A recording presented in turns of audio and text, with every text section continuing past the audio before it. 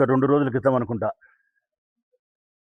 Telugu Desam party మాజీ incharge Praveen, ఇప్పుడు ఆయనకేమీ party పదవి లేకపోయిండొచ్చు. గతంలో అయితే ఆయన తెలుగుదేశం పార్టీ ప్రొద్దుటూరు నియోజకవర్గ ఇన్ఛార్జ్.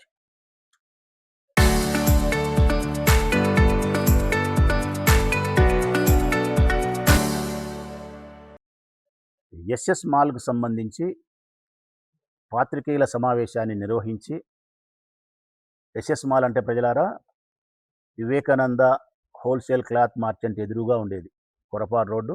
మేము రాజన్న భోజనం పెట్టినాం కదా, దాని పక్కన ఉండేది ఎస్ఎస్ మాల్ షాపింగ్ కాంప్లెక్స్. అది అందుకు సంబంధించి మున్సిపాలిటీకి కట్టాల్సిన డబ్బులు వాళ్ళు కట్టలేదని, ఆ కట్టకపోవడానికి కారణం నేను అవినీతికి పాల్పడినానని 2,50,00,000 రూపాయలు నేను లంచం తీసుకున్నానని చెప్పి ప్రవీణ్ నాపైన ఆరోపణలు చేసినాడు. ఆరోపణలు చేయడమే కాకుండా ఇంకా కొన్ని అనవసరమైన మాటలు కూడా, రాజకీయపరమైన కోణంలో కాకుండా వ్యక్తిగతమైన కోణంలో కూడా, నా బిడ్డ పెళ్లికి లెక్కలేదు, ఇట్లాంటి విషయాలు కూడా మాట్లాడినాడు. రైట్, అది వాళ్ళ యొక్క సంస్కారానికి నేను వదిలేస్తా. ఇంకొకటి కూడా ఏం మాట్లాడినాడంటే, ఆయన నేను ఆరోపణ చేస్తానా కాబట్టి నువ్వు ప్రెస్ మీట్ పెట్టి నువ్వు సమాధానం ఇవ్వాలా రాచమల్లు అని అడిగినాడు. మంచిదే, నేనే సమాధానం ఇస్తానప్ప ప్రవీణ్. నీ కోరిక మేరకు, నీ అభ్యర్థన మేరకు, ముద్దుగా నువ్వు మాట్లాడిన ప్రేమపూర్వకమైన మాటలకు నేనే సమాధానం ఇస్తాను. స్వీకరించు నా సమాధానం. ప్రజలు కూడా తెలియాలి కదా, అందుకే నేనే ఇస్తాను. అందులో నువ్వు మాట్లాడిన మాటలు ఏంటంటే, ఊరికే ముందు మాటలు చెప్పి మళ్ళీ తర్వాత ఈ విషయమే చెప్తా ప్రజలారా. ఎస్ఎస్ మాల్కు సంబంధించి నేను అవినీతికి పాల్పడినాను. రెండోది, నేను ఒక ఫెయిల్యూర్ లీడరు. మూడవది, బంగారెడ్డి మీ బావ కోసం అంటే కాణిపాకం వచ్చి ప్రమాణం చేస్తావని అందరిని అడుగుతుంటావు కదా, మీ బావ ఎస్ఎస్ మాల్లో డబ్బు తీసుకోలేదని ప్రమాణం చేస్తావా బంగారెడ్డి? అదొకటి. మూడవది, నా వలన అభివృద్ధి ఆగిపోయింది, అవినీతి పెరిగిపోయింది. ఇవి ప్రధానంగా ఆయన మాట్లాడిన మాటలు. అన్నిటికీ సమాధానం చెప్తా ప్రవీణ్. నీకోసం కాకపోయినా ప్రజల కోసమైనా చెప్తా. నా వ్యక్తిత్వాన్ని, నా నిజాయితీని మరొక్కసారి ప్రజలకు చెప్పుకునే దానికోసమైనా చెప్పాలి కాబట్టి చెప్తా. మొట్టమొదట ఎస్ఎస్ మాల్కు సంబంధించి ప్రజలకు అర్థం కావాలా. ఎస్ఎస్ మాల్ ఎవరిది అంటే, పక్కాగా చెప్పాలంటే వరదరాజిరెడ్డి కుమారుడు కొండారెడ్డి, వారికి సంబంధించినటువంటి అనునీయులు, అంటే వారి మిత్రులు, సహచరులు, రాజకీయంగా వారికి ఉపయోగపడేవాళ్ళు, వ్యాపారంలో భాగస్తులు, వీళ్ళందరూ కలిసి ఎస్ఎస్ మాల్ను 2014-19లో నేను అధికార పార్టీ ఎమ్మెల్యే కాకుండా ప్రతిపక్ష పార్టీగా ఎమ్మెల్యేగా ఉన్నప్పుడు నిర్మాణం చేపట్టినారు. దానికి భూమి పూజ చేసినది కూడా వరదరాజిరెడ్డే. ఆ భూమి పూజకు ఎమ్మెల్యే హోదాలో కూడా నన్ను ఆహ్వానించలే. అది వారి సొంత విషయం, వ్యాపారం కాబట్టి. రైట్, కట్టినారు. ఏ ఎస్ఎస్ మాల్ అయితే నిర్మాణం జరిగిందో దానికి సంబంధించిన బాకీ గురించి ప్రవీణ్ మాట్లాడుతున్నాడు. ఏం బాకీ అంటే ప్రజలారా, ఏ గృహమైనా, ఏ షాపింగ్ కాంప్లెక్స్ అయినా, వాణిజ్య సముదాయమైనా మనం నిర్మించేటప్పుడు మున్సిపాలిటీకి పోయి టౌన్ ప్లానింగ్ అధికారుల ద్వారా మనం నిర్మించబోయేదానికి ప్లాన్ అప్రూవల్ అడుగుతాం. ఇదిగో నేను ఇట్లా కట్టుకోబోతానా, నాకు మీరు అంగీకారం తెలపండి అని చెప్పి మున్సిపాలిటీ వారు మనకు ఇది ఇట్లా కట్టుకోవాలా, బయట ఇట్లుండాలా, లేకుంటే షాపింగ్ కాంప్లెక్స్ కాబట్టి కింద ఇది ఇట్లుండాలా, లేకుంటే పార్కింగ్ ఇట్లుండాలా, ఇవన్నీ ఒక పద్ధతి ప్రకారం చెప్తారు. దాని ప్రకారం మనం నిర్మించుకోవాలి ప్రజలారా. ఈ ఎస్ఎస్ మాల్కు కూడా టౌన్ ప్లానింగ్ వాళ్ళు అట్టనే ప్లానింగ్ అప్రూవల్ ఇచ్చినారు. అయితే ఎస్ఎస్ మాల్ వారు కానీ, ఈ ఊర్లో ఉండేవాళ్ళు కానీ, ఈ రాష్ట్రంలో ఉండేవాళ్ళు కానీ 199 మంది మున్సిపాలిటీ యొక్క నిబంధనలకు లోబడి వీరిచ్చినటువంటి ప్లాన్ ప్రకారం కాకుండా కాస్త డీవియేషన్ అంటే పక్కకు జరిగి, అంటే వాళ్ళ సొంత అభిప్రాయాలతో నిర్మాణం చేపడుతున్నారు. ఇది సర్వసాధారణము, సహజమైన విషయం. మనమేం అర్థం చేసుకోండి, ఒక ఇల్లు కట్టుకుంటున్నాం, వాళ్ళు చెప్పినట్టు కాకుండా ఎక్కడో చోట మనం మార్పు చేసి మనకు అనుకూలంగా కట్టుకుంటాం. దీన్ని ఏమంటారు? పురపాలక సంఘ భాషలో డీవియేషన్ అంటారు. తెలుగులో అయితే అనధికారపూర్వకమైన అక్రమ నిర్మాణ కట్టడాలు అంటారు. తెలుగు భాషలో అనధికారపూర్వకమైన అక్రమ నిర్మాణ కట్టడాలు అంటారు. అట్లా కట్టుకుంటే ఎట్లా? దీనికి ఒక చట్టం ఉంది కదా, అట్లా కట్టుకోకూడదు కదా. అట్లనే ఎస్ఎస్ మాల్ వారు కూడా వారి స్వతంత్రంగా డీవియేషన్ చేసినారు. అంటే కట్టాల్సిన పద్ధతి కాకుండా స్వతంత్రంగా వాళ్ళకు కావాల్సిన పద్ధతి కట్టినారు. దానికి మున్సిపల్ చట్టం ఏం చెప్తుంది అంటే గన అట్లా నిర్మించిన వాటికి తెలుగుదేశం పార్టీనే ఒక జీవో తీసుకొచ్చింది 2018లో. ఏమని? ఇట్లా ఎవరైనా అక్రమ అనధికారికంగా నిర్మాణాలు చేపడితే వాళ్ళు రెగ్యులరైజ్ చేసుకునే దానికోసం, అంటే రెగ్యులరైజ్ అంటే మీరు చట్టాన్ని ఉల్లంఘించి ఏమైతే కట్టుకున్నారో తిరిగి మళ్ళీ మీరు చట్టం పరిధిలోకి వచ్చి సొక్కం అనిపించుకోవాలా అనుకుంటే గన బీపీఎస్ అనే ఒక స్కీమ్ తెచ్చినామన్నారు. బీపీఎస్ అంటే గన బిల్డింగ్ క్లీనరైజేషన్ స్కీమ్. అంటే ఎవరైతే అక్రమంగా అనధికారంగా కట్టుకున్నారో మున్సిపాలిటీ వాళ్ళు వచ్చి ఏ ఫ్లోర్ ఏ పద్ధతిలో నువ్వు ఎంత కట్టినావు అనధికారికంగా అని చెప్పి దానికి నువ్వు చెల్లించాల్సిన డబ్బును వేస్తాడు. ఆ డబ్బును నువ్వు బీపీఎస్ సిస్టంలో కట్టాలా. కడితే ఓకే ఓకే రెగ్యులరైజ్ అయిపోతావు. ఎస్ఎస్ మాల్ వారు కూడా టౌన్ ప్లానింగ్ యొక్క అప్రూవల్కు విరుద్ధంగా వారు స్వతంత్రంగా కట్టుకున్నారు. అప్పుడు మున్సిపాలిటీ వాళ్ళు వచ్చి ఫ్లోర్ను చెక్ చేసి ఫ్లోర్ను చెక్ చేసినారు. చెక్ చేసి ఇది ఏ ఫ్లోర్లో ఎంత డీవియేషన్ చేసినారని చెప్పి మున్సిపాలిటీ వాళ్ళు ఇచ్చినది. ఏ ఫ్లోర్లో ఎంత డీవియేషన్ ఫ్లోరుకు ఆ ఫ్లోరుకు డీవియేషన్ చేసిన ప్రకారము ఇంత డబ్బులు కట్టాలా అని చెప్పి మున్సిపాలిటీ చెప్తుంది. ఎంత డబ్బులు కట్టాలా అని చెప్పినారు ఆనాటికంటే జనవరి 25 సంవత్సరం 21 తేదీ నాటికి 2025 జనవరి నెల 21 తేదీ నాటికి మున్సిపాలిటీ వాళ్ళు చెప్పిన ఇది బీపీఎస్ స్కీమ్ కింద ఇది వాళ్ళు ఇచ్చినది ఎంత? 5,84,49,267. ఎప్పటికి? 21 సంవత్సరానికి. 18 సంవత్సరంలో ఇచ్చినప్పటికి తెలుగుదేశం ప్రభుత్వం తీసుకొచ్చినప్పటికి 3,12,00,000. 3,12,00,000 ఇది మున్సిపాలిటీ వారు ఎస్ఎస్ మాల్కి ఇచ్చినది. ఇది 3,12,00,000 కట్టాలా అని ఇచ్చినారు.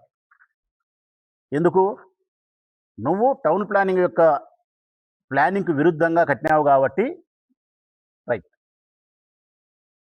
ఈ 3,12,00,000 రూపాయలు వాళ్ళు కడితే గన బిల్డింగ్ రెగ్యులర్ అయిపోతుంది.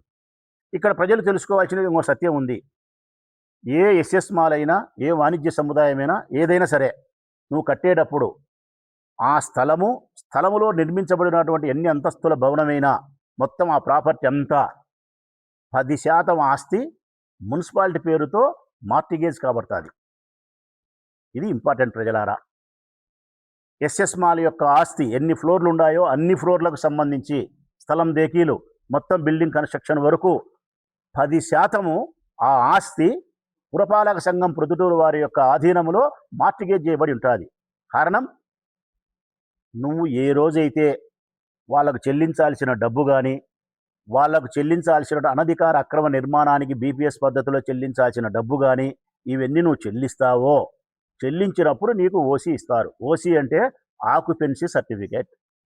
ఆక్యుపెన్సీ సర్టిఫికేట్ అంటే కనుక నీ యొక్క ఆస్తిని నీ యొక్క గృహాన్ని వాణిజ్య సముదాయాన్ని నీ ఆధీనంలోకి తీసుకునే అర్హత నీ కల్పిస్తాను అంటారు. ఆ ఓసీ ఇచ్చిన తర్వాత మున్సిపాలిటీ పేరుతో ఉండబడిన ఆ 10% మార్టిగేజ్ రిలీజ్ కాబడుతుంది. ఇది ప్రజలారా. మరి ఎస్ఎస్ మాల్ ఆస్తి కూడా 10% మున్సిపాలిటీ పేరుతో ఉంది. వాళ్ళు 3,12,00,000 కట్టాలా? కట్టలే. వారికి నోటీస్ ఇచ్చినారు. మల్లికార్జున యాదవ్ అనే మున్సిపల్ కమిషనర్ ఉన్నప్పుడు నోటీస్ ఇచ్చినారు. అయ్యా నువ్వు ఇంత డబ్బు కట్టాలా, నువ్వు కట్టకపోతే నీకు వడ్డీ పడుతుంటుందని చెప్పినారు.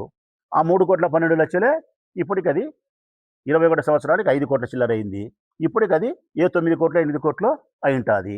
అంటే నువ్వు కట్టనంత మాత్రాన తప్పించుకునేది ఏమీ లేదు. నీ జుట్టు తీసుకుపోయి మున్సిపాలిటీ చేతిలో పెట్టినావు, వడ్డీ దేకలు కట్టాల్సి వస్తుంది. ఇక్కడ ఇంకొక ప్రశ్న, రాబట్టచ్చు కదా, మన పిఎన్ఆర్ దగ్గర పోయి ఆమెను అల్లరి చేసి రాబట్టినారు కదా, ఇది ఎందుకు రాబట్టకూడదు అంటారు. పిఎన్ఆర్ కట్టాల్సినది పన్ను. పన్నన్నా బీపీఎస్ కాదు, పన్ను కట్టాల. మున్సిపాలిటీకి కట్టాల్సిన పన్ను రూపంలో కట్టాల్సినది రాబడతారు. మున్సిపాలిటీ వాళ్ళు వాళ్ళ రూములలో బాడెక్కుండి బాడె కట్టకపోతే వడ్డీ వ్యాపారస్తు రాబట్టేట్టు రాబట్టాడు. వాళ్ళ కట్టాల్సిన పన్ను అయితే గన రాబడతాడు. కానీ బీపీఎస్ డబ్బుకైతే అట్లా రాబట్టేదానికి పోలేడు. ఎందుకు పోలేడు అంటే గన వాడు ఇయ్యకపోతే మూత వేయాలా అంటాడు. మూత వేస్తే గన ఆ ఎస్ఎస్ మాల్లో ఉండబడిన అన్ని ఫ్లోర్ల రూములు ఎన్నైతే ఉన్నాయో వాళ్ళంతా పన్ను కడుతున్నారు కదా, పన్ను రాదు. ఎప్పుడైతే బీపీఎస్ డబ్బు అక్రమ అనధికార నిర్మాణాన్ని చేపట్టి మీరు కట్టాల్సిన డబ్బు మీరు కట్టకుండా ఉంటే ఆ డబ్బుకు వడ్డీ ఏ విధంగా పడుతుందో అదే విధంగా బీపీఎస్ డబ్బులు చెల్లించకపోతే ఆ మాల్లో ఉండబడినటువంటి ఏ షాపింగ్ రూమ్కైనా కానీ రూపాయి కట్టాల్సిందే పన్ను ₹2 కట్టాలి, డబల్. దానికి బీగం వేసే మున్సిపాలిటీకి నష్టమా లాభమా? నష్టం. పన్ను ఆగిపోతుంది. పన్ను ఆగిపోతే మున్సిపల్ ఖజానాకు బొక్కబడుతుంది. మున్సిపల్ ఖజానాకు నష్టం జరిగితే మున్సిపల్ కమిషనర్ను ఇంటికి పంపిస్తారు. అందువలన ఏ మున్సిపల్ కమిషనర్ అయినా కానీ మీ ఆస్తి మా పేరుతో ఉంది కాబట్టి భయపడాల్సిన అవసరం లేదని నోటీస్ ఇస్తాడు. నువ్వు బాకీ ఉండే బీపీఎస్ డబ్బులు 3,12,00,000 వడ్డీ పడుతుంటుంది. నీ లోపల ఉండే రూములకు ఒకటికి ₹2 పన్ను రాబడుతుంటారు. నువ్వు తప్పించుకొని మా దగ్గర నుంచి పోగలిగినది ఏమీ లేదు అనే ఉద్దేశంతో ఇది వ్యవహారం. ఇప్పుడు చెప్పండి ప్రజలారా, 3,12,00,000 వాళ్ళు బీపీఎస్ ద్వారా మున్సిపాలిటీకి బకాయి ఉంటే నాకు 2.5 కోట్లు లంచం ఇచ్చినారంట. 3 కోట్ల బాకీకి 2.5 కోట్లు లంచం ఇస్తారా? నాకు 2.5 కోట్లు లంచం ఇచ్చినారు, బాగానే ఉంది. ఆక్యుపెన్సీ సర్టిఫికేట్ ఇచ్చినారా? వాళ్ళ బాకీ రద్దయిందే? రద్దు కాలే. అంటే వాళ్ళ బాకీ రద్దు కాకుండా ఆక్యుపెన్సీ సర్టిఫికేట్ ఇవ్వకుండా 3,12,00,000 బాకీ మున్సిపాలిటీలు అట్నే ఉంటూ నాకు 2.5 కోటి లంచం ఇస్తారా? ఎవరబ్బా వాళ్ళు అంత అమాయకులు పొద్దుటూరులో? ఈడ ఇంకొక విషయం కూడా తెలుసుకోవాలా.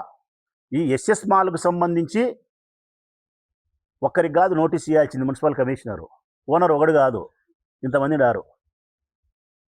ఉండారు. కారణం ఆ షాపింగ్ మాల్లో రూములు 46 నెంబరు, 47 నెంబరు, 50 నెంబరు రూమ్ ఉంటే ఎవరు వాళ్ళు కొనుక్కున్నారు, వాళ్ళ పేరుతో రిజిస్టర్ అయిపోయినాయి. దాంట్లో కొన్ని రూములు మాత్రం మున్సిపాలిటీ పేరుతో మార్టిగేజ్ చేసి ఉంటారు. అవి వల్ల వాళ్ళు ఏదో గోల్మాల్ చేసుకొని టౌన్ బ్యాంకులో లెక్క తీసుకున్నారని అంటారు. అది మాకు సంబంధించిన అంశం కాదు. సత్సార్లు ఎట్నో వాళ్ళు కావనిలే. ఎంతమందికి నోటీసులు ఇవ్వాలి వాళ్ళు? ఇంతమందికి ఇవ్వాలి. మరి 3,12,00,000 బాకీ ఉంటే 2.5 కోట్లు లంచం ఇస్తారా? 2.5 కోట్లు లంచం ఇస్తే ఆక్యుపెన్సీ సర్టిఫికేట్ వచ్చిందే? రాలే. రద్దు అయిందే బాకీ? రద్దు కాలే. ఇది సమంజసమైనటువంటి అవినీతి ఆరోపణ ప్రవీణ్. పోనీ ఇదేమన్నా మా మిత్రులదే? ఇదేమన్నా నా బంధువులదే? నా రాజకీయ ప్రత్యర్థులది. నా రాజకీయ ప్రత్యర్థికి సహాయం చేసే వ్యాపారస్తులది. అది ఇంకా చేతనైతే వాళ్ళకు నేను కీడు చేయాలా? నేను కీడు చేసేవాడిని కాదు, లంచం తీసుకునేవాడిని కాదు. ప్రొద్దుటూరు పురపాలక సంఘ కమిషనర్ చట్ట ప్రకారం ఏ విధంగా ప్రయత్నించాలో ఆ విధంగా ప్రయత్నిస్తాడు. మరి నేను నీ మాదిరి ఆరోపణ చేయాలంటే, నేను అప్పుడు 5 ఏళ్ళు ఎమ్మెల్యేగా ఉన్నాను, నేను రాబట్టలేదు, బాగానే ఉంది. ఇప్పుడు మీ ప్రభుత్వం వచ్చింది, 2 ఏళ్ళు అయింది, మీరేం బీకుతున్నారంటే, మీ వరదరాజరెడ్డి ఏం చేస్తున్నాడంటే నిద్రపోతున్నాడు అంటారు. నువ్వేం బీకుతున్నావు ప్రవీణ్ అంటే నువ్వేమంటావు? నన్ను ధర్నా చేయమన్నావు, బాగానే ఉంది, ధర్నా చేసి లెక్క రాబట్టన్నావు. నేను ధర్నా చేస్తా ప్రతిపక్ష పార్టీ ఎమ్మెల్యే ప్రజాప్రతినిధిగా. మీరు అధికార పక్షంలో ఉండే నాయకులుగా మీరేం చేస్తారబ్బా? గోవాకు పోతారా? చిల్లు అవుతారా? లేకుంటే క్యాష్ను ఆడతారా? లేకుంటే పనపాడు మహేష్ వచ్చి కొన్నాడికి మీకు కాంట్రాక్ట్ ఒప్పందాల మధ్య కుదుర్చుకొని 20 లక్షలు 30 లక్షలు పనులకు ఇచ్చా అంటే ఎంచుకొని కట్టలు కట్టుకుంటుంటారా? ఏం చేస్తారబ్బా మీరు? మీకు లోకేష్ అంత ముఖ్యం కదా. లోకేష్ దగ్గర పోయి లెటర్ ఇచ్చి కలెక్టర్కి ఫోన్ చేసి ఆ బీపీఎస్ లెక్క రాబట్టాలని సెకండ్ల మీద కలెక్టర్ కమిషనర్ చెప్తే కమిషనర్ పోయి లెక్క రాబడతాడు కదా. మరి 2 ఏళ్ళు అయింది, లోకేష్కు నువ్వు ఆత్మ కదా, రాబట్టలేదే. మీ ప్రభుత్వం పెట్టుకొని లెక్క రాబట్టలే. మీ అధికార పార్టీ ఎమ్మెల్యే భారతీయుడు, ఆయన నీతికి నిజాయితీకి మారుపేరు నంద్యాల వరదరాజిరెడ్డి, ఆయన రాబట్టలే. నువ్వు లోకేష్కు ఆత్మ అని చెప్తావు, నువ్వు రాబట్టలే. మరి నన్ను అనడమేందబ్బా నాకు తెలియకడుగుతా. దీన్ని బట్టి ఏమర్థమైందంటే ప్రవీణ్, నీకు తెలుసు, అన్నీ తెలుసు. నువ్వు నన్ను ఎందుకు మాట్లాడుతున్నావు అంటే కారణం చెప్తా. నువ్వు వాస్తవానికి మాట్లాడాల్సింది వరదరాజిరెడ్డిని, వరదాడి కొడుకు కొండారెడ్డిని మాట్లాడాలా. వాళ్ళకు సంబంధించింది ఎస్ఎస్ మాలు. ఎందుకంటే పైన మల్టీ సినిమా థియేటర్లు కూడా ఉన్నాయి, అవి కొండారెడ్డియే. ఇంకా నిర్మాణం జరగాలి, నిర్మాణం జరిగి ఎప్పుడోసారి ఓపెన్ చేసుకుంటారు. కొండారెడ్డియే పైన సినిమా థియేటర్లు ఎస్ఎస్ మాల్లో. ఆయన రిజిస్ట్రేషన్ కాగితంలో నేను చదివినే ఉన్నాయి. ఎవరిని విమర్శించాలా? ప్రవీణ్ విమర్శిస్తే కొండారెడ్డికి సంబంధించిన వాళ్ళే కట్టింది, కొండారెడ్డి వాళ్ళే కట్టినది అంతా వాళ్ళదే, వాళ్ళు లెక్క కట్టాలా, 9 కోట్లు బాకింది కట్టకుండా ఉండారు, మళ్ళీ వరదాడి నీతిపరుడు కదా, ఇన్ని మాటలు చెప్తుంటాడు, బీబీఎస్ డబ్బులు రాబట్టమను 2 ఏళ్ళు అయింది కదా అని చెప్పి వరదరాజరెడ్డిని విమర్శించాలా, కొండారెడ్డిని విమర్శించాలా? నువ్వు వాళ్ళని విమర్శించవు. ఎందుకు? భయం. భయం. ఏం భయం? ఒకే పార్టీలో కొనసాగుతున్నాం, తెలుగుదేశం పార్టీ ఎమ్మెల్యేను నువ్వు విమర్శిస్తే, తెలుగుదేశం పార్టీ ప్రభుత్వంలో ఉన్నప్పుడు మున్సిపల్ కమిషన్ను విమర్శిస్తే పైన నీకు తలంటి స్నానం చేపిస్తారు, బాగా సీకుడికాయ కుంకుడుకాయ వేసి రసం తలంటుతారు. ఆ తలంటుతారు కాబట్టి భయపడి నువ్వు విమర్శించలేకుండా. అంటే దీన్ని బట్టి నీకు అర్థమైనది, నాకు అర్థమైనది ఏంటంటే ప్రజలారా, ఇతను ఆ ఎస్ఎస్ మాల్కు సంబంధించిన డబ్బు రాబట్టాలనే కోరిక ఉంది, కొండారెడ్డి వాళ్ళ దగ్గర నుంచి రాబట్టాలనే కోరిక ఉంది. అయితే నేరుగా వాళ్ళని విమర్శించడానికి శక్తి లేక, ధైర్యం లేక, పిరికి పొంద కాబట్టి నన్ను సొడ్డు పెట్టి మాట్లాడుతున్నాడు. నాకు అనిపించింది ఏంటంటే ప్రవీణ్ని చూస్తే 2 కారణాలు. ఒకటి, అబద్ధాలు చెప్పడం అలవాటు. 2, నిజాలు చెప్పలేకపోవడం. అబద్ధాలు చెప్పడము, నిజాలు చెప్పలేకపోవడం వ్యత్యాసం ఉంది ప్రజలారా. ఒకటి అబద్ధాలు చెప్తాడు, దాన్ని ఆమె చెప్పినాడు 2.5 కోట్ల లంచము నాకు సంబంధం అన్నట్టు. 2వది నిజాలు చెప్పలేకపోవడం, ఇది కొండాడికి సంబంధం ఉంది రాబట్టు అని అనాలి చూడి చెప్పలేడు. దీని ప్రకారము ఎలక్షన్లకు ముందు కూడా విస్తృతమైన ప్రచారం చేసినారు నా మీద ఇట్నే అబద్ధాలు చెప్పి. ఒక చిన్న కథ చెప్తా ప్రవీణ్ నీకు, 1 నిమిషం కథలే, బోరు కొట్టదులే, చిన్న కథ. అబద్ధము నిజము, 2 వ్యక్తులు. అబద్ధం అనే వ్యక్తి, నిజం అనే వ్యక్తి. అబద్ధం నిజమే అనుకో, వ్యక్తులేములే. ఏటికి స్నానానికి వినారు పొద్దున్నే 6 గంటలకు. అబద్ధము బట్టలిప్పింది, నిజము బట్టలిప్పింది, 2 నగ్నంగా తయారైనారు. ఏట్లేకి వినారు స్నానానికి, ఏం భద్రమక్క, ఏట్లేకి వినారు స్నానానికి. స్నానం చేసినారు బాగా. కాస్త ఒక 5 నిమిషాల ముందు అబద్ధం స్నానం చేసింది. ఒక 5 నిమిషాల ముందు స్నానం చేసి బయటకు వచ్చి నిజం బట్టలు వేసుకుంది అబద్ధం. ఎట్లా? నిజం బట్టలు వేసుకొని ఊర్లోకి పోయింది. ఒక 5 నిమిషాల తర్వాత నిజం స్నానం చేసి గట్టుకు వచ్చినాడు. బట్టలు వేసుకున్నామని చూస్తే తన బట్టలు లేవు, అబద్ధం బట్టలు ఉన్నాయి. నిజం గ్రహించినాడు, ఈ నా బట్టలు కాదే, ఈ అబద్ధానియే, ఈ వేసుకుంటే ఎట్లా అబ్బనేనని చెప్పి నిజం బట్టలు వేసుకోలే. ఆనాటి నుంచి ఈనాటి వరకు నిజం బట్టలు వేసుకోకుండా నగ్నంగా నిలబడిపోయింది. అందుకే మనం ఏమంటాం? నగ్న సత్యము అంటాం. కారణం సత్యం నగ్నమైంది అని. కారణం ఆ బుద్ధు బట్టలు వేసుకోలే, నగ్నం, అట్లనే నగ్నంగా నిలబడిపోయింది నిజం. అబద్ధం ఏం చేసింది? నిజం బట్టలు వేసుకొని ఊర్లోకి వచ్చింది. నిజం బట్టలు వేసుకొని ఊర్లోకి వచ్చింది. ఎవరు? ప్రవీణ్ లాంటి వ్యక్తి, వరదాడి లాంటి వ్యక్తులు. నిజం బట్టలు వేసుకున్నాడు కాబట్టి ఊళ్ళో తిరుగుతుంటే అందరూ ఏమనుకున్నారు? రజాకు, వెంకటేశ్వర, ఆయన ఈయన నిజం అనుకున్నారు. నిజం అనుకొని ఊళ్ళో ప్రజలంతా నీ కన్సుకు రావడం, బాగా మాట్లాడడం, వాడు చెప్పినట్టుగా నమ్ముతారు. దేశం అంతా పరగొట్టుకొని తిరుగుతాడు అబద్ధం నిజం సొక్క వేసుకొని. ఈ ప్రజలు నమ్ముతారు. అదే పెద్దోళ్ళు చెప్పింది. నిజం నగ్నంగా నిలబడిపోయింది, అబద్ధం మటుకు తెల్లవారి తల్లికి 4 ఊళ్ళు తిరుక్కొని మళ్ళీ ఇంటికి వచ్చాంది. ఈ అబద్ధం చెప్పే మాటలు ప్రజలు నమ్ముతున్నారు అని చెప్పింది. ఈ కథలో సారాంశం ఏంటంటే ప్రవీణ్, నేను నిజం, నగ్నం, ఎస్, రాచమల్లు రాజకీయ జీవితం నగ్నం.